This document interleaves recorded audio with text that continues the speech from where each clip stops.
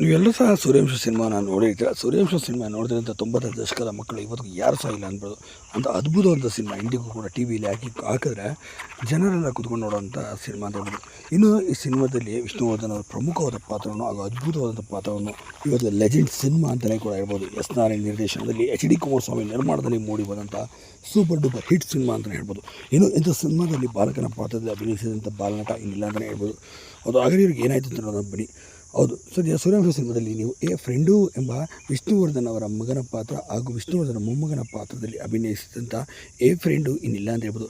ಇತ್ತೀಚೆಗೆ ದಿನಗಳಲ್ಲಿ ಅವ್ರು ಈ ಸಿನಿಮಾ ಮಾಡಿದ ನಂತರ ಎಲ್ಲೂ ಕೂಡ ಅವರು ಕಾಣಸಿಗಲೇ ಇಲ್ಲ. ಸೂರ್ಯವಂಶ ಮಾಡಿದ ಕೊನೆಯ ಸಿನಿಮಾ ಅಂದರೆ ಬರೋಬ್ಬರಿ 27 ವರ್ಷಗಳ ಕಳೀತಾ ಹೋಯಿತು, ಎಲ್ಲೂ ಕೂಡ ಕಾಣಿಸ್ತಿರಲಿಲ್ಲ. ಆದರೆ ಇತ್ತೀಚೆಗೆ ಒಂದು ಮಾಧ್ಯಮದಲ್ಲಿ ಮಾತ್ರ ಒಂದು ಥಿಯೇಟರ್ನಲ್ಲಿ ಕಾಣಿಸ್ಕೊಂಡ್ರು. ಆಗ ಅವ್ರಿಗೆ ಕೇಳಿದಾಗ ಫ್ರೆಂಡು ಅನ್ನೋದು ಇವರೇ ಅಂತ ಗೊತ್ತಾಯಿತು. ಆಗ ಅವರು ಪ್ರಶ್ನೆ ಮಾಡಿದ್ದಕ್ಕೆ ಸಿನಿಮಾ ರಂಗ ನಂಗೆ ಅಲ್ಲಿಗೆ ಸಾಗಾಯಿತು, ಅಷ್ಟೇ ಅಲ್ಲೇ ನಾನು ಇವತ್ತು ದೊಡ್ಡ ಇಂಜಿನಿಯರ್ ಆಗಿದ್ದೇನೆ. ಸದ್ಯ ವಿಷ್ಣುವರ್ಧನ್ ಅಂತ ಆಶೀರ್ವಾದದಿಂದಲೇ ಇವತ್ತು ಅಮೆರಿಕದಲ್ಲಿ ದೊಡ್ಡ ಇಂಜಿನಿಯರ್ ಆಗಿ ಕೆಲಸ ಮಾಡ್ತೇನೆ. ಆ ಕಾರಣದಲ್ಲಿ ಇಲ್ಲಿ ಯಾರಿಗೂ ಕೂಡ ನಾನು ಕಾಣ ಸಿಕ್ಕಿಲ್ಲ ಅಂತಲೂ ಕೂಡ ಹೇಳಿದ್ದಾರೆ. ಈ ಮೂಲಕ ಚಿತ್ರರಂಗದಿಂದ ಇನ್ನಿಲ್ಲವಾಗಿ ಅಮೆರಿಕದಲ್ಲಿ ಸೆಟಲ್ ಆಗಿದ್ದಾರೆ.